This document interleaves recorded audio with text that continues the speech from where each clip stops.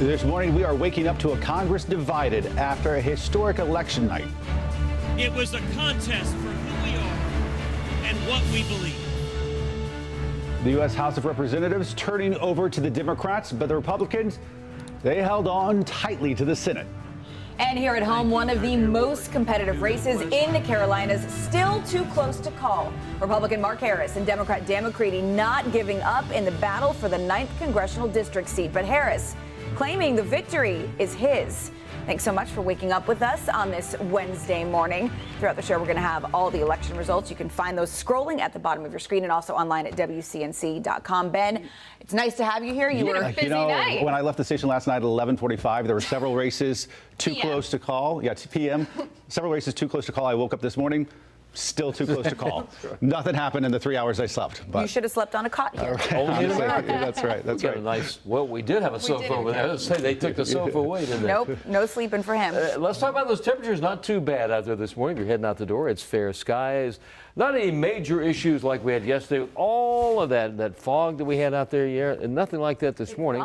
It's gone. For the most part, temperature is pretty comfortable. 49 here in the Queen City, 51 degrees right now in Monroe. Up in the high country, the Boone and Blowing Rock area, mid to upper 40s there. 51 at Rockingham in Richmond County. We did make it 72 degrees yesterday. There's your average high of 65. Record high today, 1938, 78 degrees, and 26, 2010. That was the all-time record low for today. Very pleasant temperatures out there. We'll be in the low 70s this afternoon. Enjoy that today.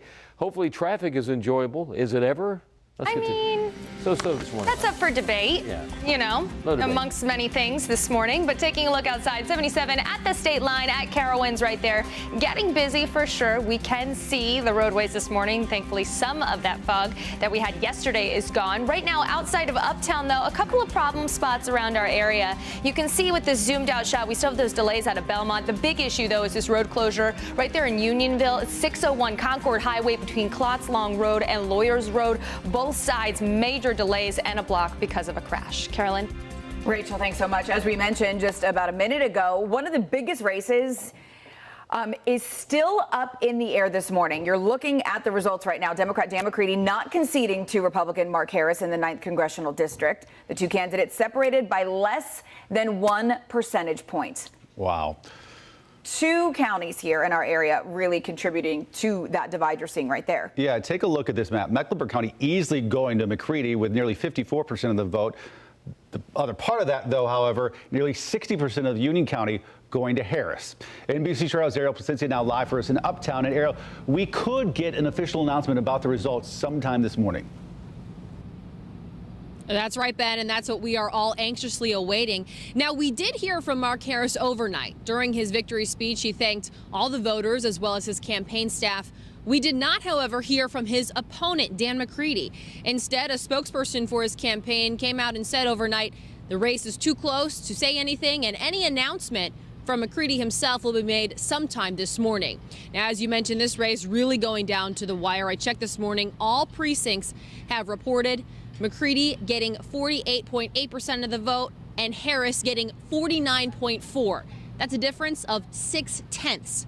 Take a listen to what both candidates had to say overnight.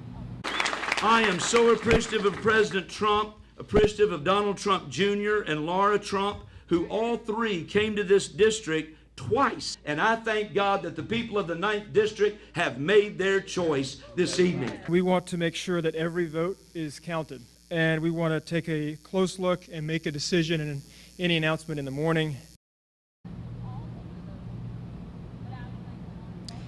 So again, that was a spokesperson for the McCready campaign. We did not hear from McCready himself, and we will be looking out for an announcement, whatever that may be, sometime this morning. Now, all races in our area were not as close as this one. There were some that were not close at all. We'll talk about the South Carolina governor's race when I come back at 6:30. We're live in Uptown. I'm Ariel Placencia. Ben and Carolyn, back to you. Ariel, thanks. Other big news across the state. Enough Democrats won races to eliminate that supermajority of Republicans in the North Carolina House and Senate. This is a big deal, folks.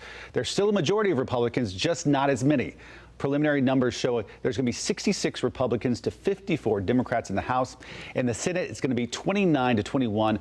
Again, these results are still unofficial until all the absentee ballots are counted. But if this holds true, This means Governor Roy Cooper will have more power coming up in the next year. Despite a big push from Democrats nationwide, President Trump is still claiming victory. He tweeted, quote, "Tremendous success tonight. Thank you to all." And the Republican Party did have some victories, but also some serious losses. That's right. Mark Boyle joining us now at the big board. And Mark, the Republicans now losing their majority in the House. So what exactly does that mean? Well, they still are in the Senate, retaining control there, and there was certainly no blue wave, maybe a blue or purple ripple, as some have been talking about online, but not as bad as some Republicans were worried about. So talking about the Democrats and the big win in the House, it truly is. Take a look at this number right here, 230 to 205. Those numbers just updated about 10 minutes ago. Republicans retaining that Senate. That's where the Republicans are breathing a sigh of relief this morning, 43 to 53. So still a very good majority in that department. Now, there's a lot of different races that kind of help swing things for the Democrats. We wanted to highlight some of those. Abigail Spanberger of Virginia, she's headed to D.C. She won her race. Jennifer Wexton of Virginia, she was green-lighted and sent to D.C. as well. And Donna Shalala in Florida, there was concern that she may not win, that there was the Republican, a very popular woman in South Florida that may win. But of course, that was not the way that went. So still, Congress is divided. The Democrats gained some important seats to basically have their voices heard a little more than before. But Ben, we've been following this story, and one thing is clear: this country is truly divided right down the center. That blue wave didn't happen, and the Cruz and Beto race out in Texas, still a lot to talk about this morning. Yeah, anybody who says this was a blue wave is not telling the truth. However, I think overall Democrats can walk away saying they feel pretty good about last night's win because they are now in control of the House, which is a big deal. Absolutely gaining some seats there. Back to you guys. Mark, thank you. Stay with us here on NBC Charlotte as we continue to monitor the results from the midterm election. As we mentioned, we are still waiting for official confirmation about that North Carolina District 9 seat. As soon as we learn more, we'll let you know on air and online at WCNC.com. 6:06.